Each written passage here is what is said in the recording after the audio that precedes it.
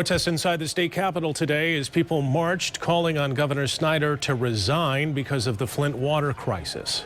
Political reporter Rick Albin's here now with today's developments. Dozens of people marched to the Capitol today calling on Governor Snyder to resign. They're upset about high lead levels in Flint's drinking water. Protesters hold the governor responsible because he appointed an emergency manager who was running the city when Flint decided to switch off of Detroit's pricey water system. And they feel the state was slow to respond to complaints about water quality. Protest comes during the first week that the legislature is back in session in Lansing this year. Meanwhile, in Flint, more National Guard troops arrived today. Governor Snyder activated the Guard earlier this week to help hand out free water bottles and water filters at resource sites throughout the city. National Guard says they're happy to be there to help. One of the core functions of the Michigan Guard is helping the citizens of Michigan. Many of these soldiers, if you look out over there, you'll see that they have a patch on the right shoulder, which means they've deployed to combat. So a lot of them have deployed to foreign nations, so we've done that component of our service to the Michigan Guard. But many of them, I'm willing to bet maybe all of them, haven't had an opportunity to support our fellow neighbors in the communities we live in.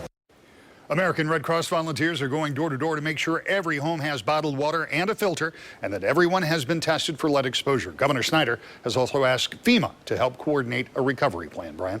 All right, Rick, thank you. Here is a look at what happened in Flint. It was in 2014 when an emergency manager appointed by Governor Snyder was running Flint. The city decided to disconnect from the Detroit water system in favor of joining a new pipeline being built to Lake Huron.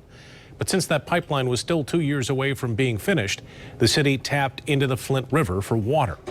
Almost immediately, residents started complaining about the taste, the smell, and the appearance of that water. And as the complaints mounted, in early 2015, the state held a meeting to say that the tests at the treatment plant and from homes showed the water was safe. In September, 2 independent researchers found high lead levels in water inside of homes. And then in October, 16 months after making the switch, the state acknowledged that there was a problem and reconnected Flint to the Detroit water system. Today, the water remains unsafe to consume. Then yesterday, state officials announced that there's been a spike in Legionnaires' disease. That's a waterborne illness. 10 people have died.